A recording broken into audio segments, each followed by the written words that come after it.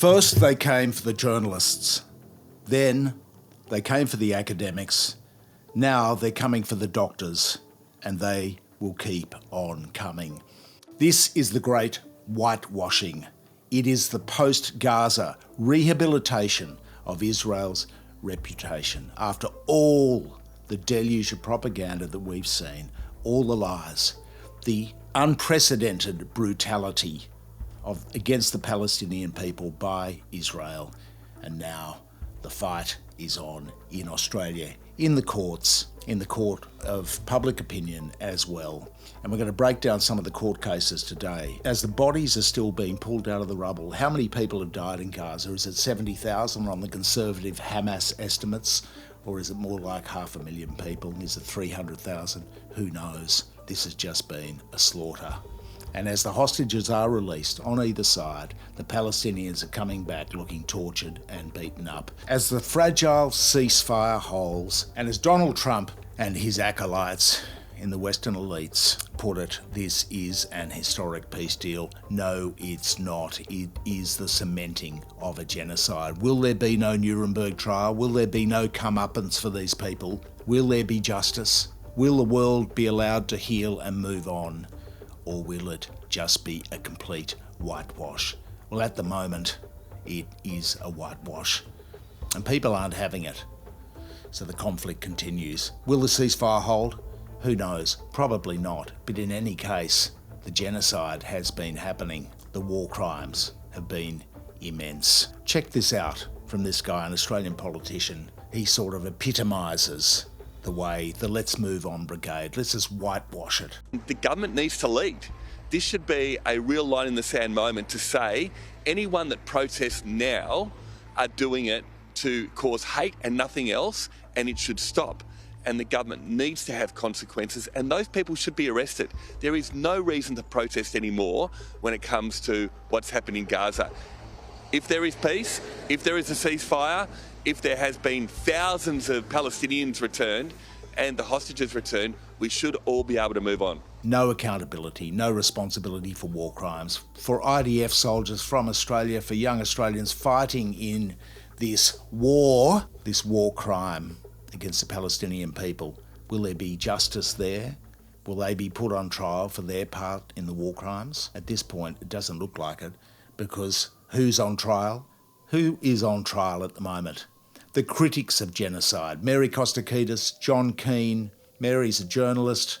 John Keane and Nick Riemer, academics from Sydney University. Sydney University itself was dragged into a court case this week, and they're seeking to relitigate the issues of October 7. In Mary's case, tweets she made long ago about Mossad, about the pedophile and Trump mate Jeffrey Epstein, and about his influence peddling on behalf of Israel, his blackmail ring.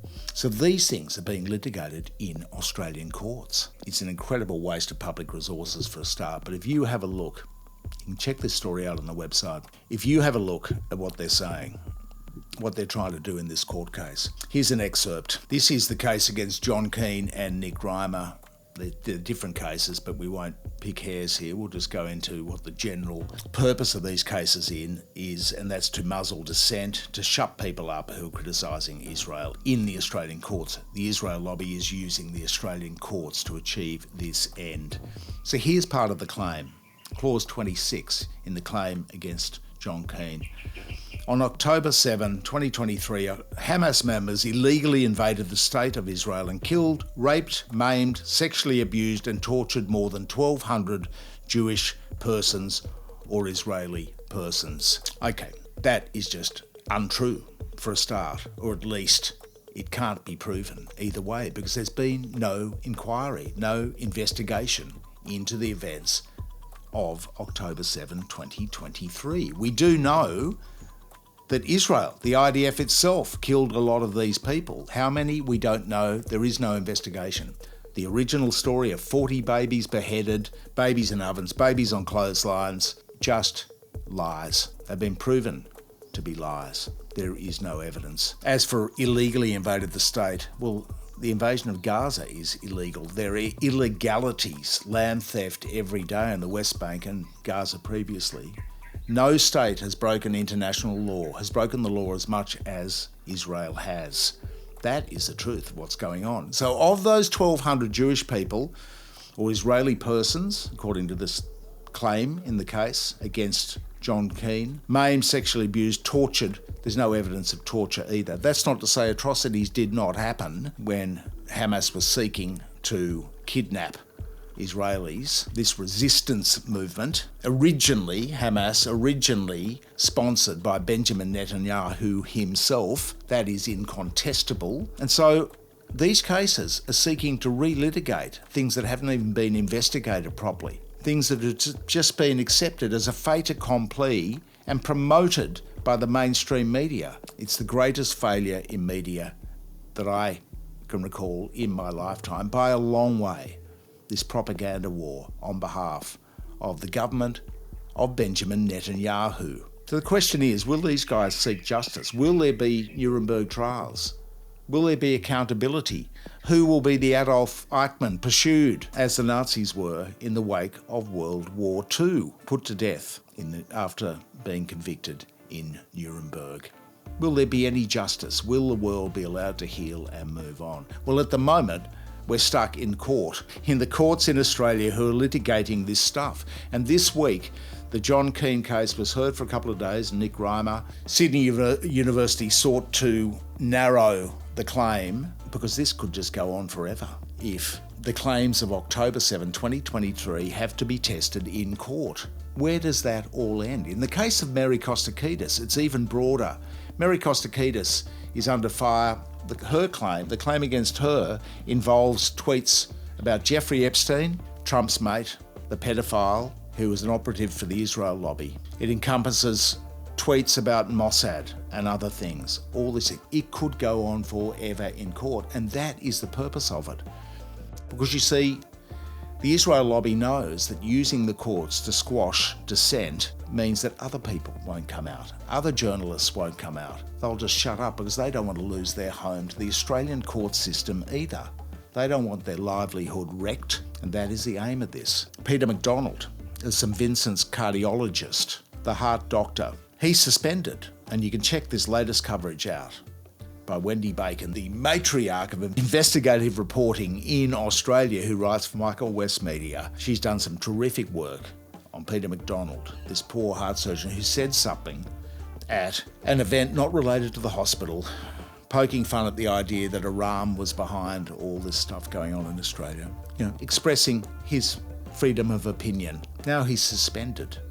His reputation is in tatters as the Israel lobby continues to smash him and others on social media. He is suspended. People may lose their lives as a result. He is a leading cardiologist. They may lose their lives as a result of this action by the Israel lobby. And so it goes on. This claim, we've read through the claims against Kostakidis, Keane, Sydney University and Nick Riemer. And that's what they're doing. They're trying to make it as big as possible. The defendants their lawyers are trying to narrow the case just to the issue, to this issue.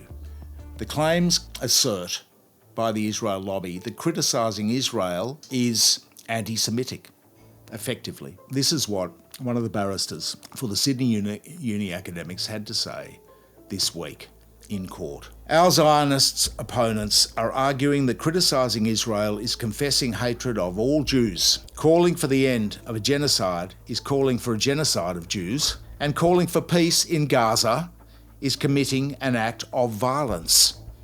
All utterly baseless. This stuff should not be in court, but for the Clause 18C. We've got our legal abuse, Stop Legal Abuse t-shirt on today, because we've been subject to legal abuse in the Australian court system too, but nothing like this. These actions, if they're heard, and they meander day after day, week after week, into issues about October 7 and whether these claims were true or not, it will run up. The cost will run up into the millions of dollars. These people will lose everything. Who is funding these cases? Well, we don't know who's funding them. Is it some entity associated with Israel, which is in turn funded by America? We don't know, because in the Australian court system, you're not allowed to find out who is financing somebody else's action. So we don't even know. But what we do know is that even now that this fragile peace deal has been struck, that these issues are now in the Australian court system, soaking up public resources because we pay for the courts. We're paying for all this as people's lives are being destroyed. Now, as for litigating October 7, we know it's been in the Israeli media, in Haaretz and other Israeli media, that the Hannibal Directive was instituted on October 7, and that is that there shall be no hostages. And so it was that the IDF helicopter gunships mowed down a lot of people on that day, both Hamas and Israeli citizens as well. We know that to be true. We don't know about babies on clotheslines, 40 babies beheaded. Well, that's a lie. We don't know about all these things, but this is what is being litigated now in the Australian court system. And so it is that the great whitewashing will continue, and we are hearing that there are a lot of funds being directed towards this, towards actions in the Australian courts. These come at a time when a lot of money is going into extending the influence of the Israel lobby. TikTok has fallen to Larry Ellison, a Zionist. The government of America has literally forced the divestiture of TikTok to an American pro-Israel party. That is muzzling dissent. It is muzzling free speech deliberately. Government intervention. And we know the Washington Post has just fallen as well. And we know that there's big money being paid to influencers on Instagram, TikTok, social media, everywhere to swing opinions. People are being paid to lie, to whitewash the reputation of Israel. Yes, the great whitewashing is on and it will continue. It's just, let's move on.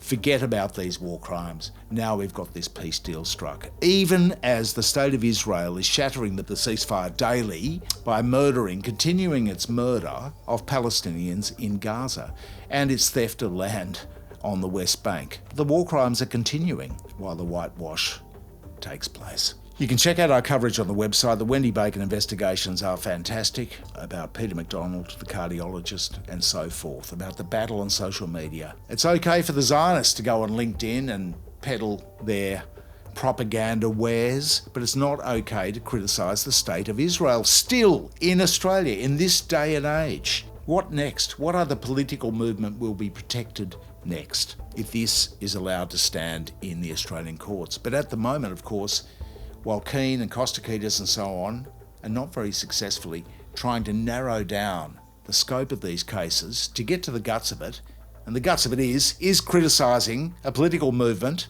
and another country, is that unlawful? Does that constitute hate speech? Even though many Jews in Australia decry the actions of Israel, many Jews, along with the rest of us. And so it is that this is not going to end now. This is going to go on, and our politicians, unfortunately, are the culprits because they are not standing up to it. The laws need to be changed to protect free speech, or otherwise this genocide is going to be whitewashed in Australia too.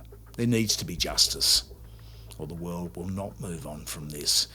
And frankly, the greatest contributor to anti-Semitism is the state of Israel itself, and this behaviour, the lies, the propaganda, the bullying of people, the ruining of people's lives, even outside Palestine, the wrecking of people's lives in order to muzzle dissent. Please like, share and comment in the section below. And a quick word from our sponsors, Island Optical and Optical Warehouse, terrific silver sponsors of this channel. And we thank them for their support, because otherwise we would not have the time and the money to produce this content. Obviously, we don't want to be subject to legal abuse ourselves. So therefore, making sure the content is correct and putting it across all platforms is a costly exercise. And so we thank our sponsors for that.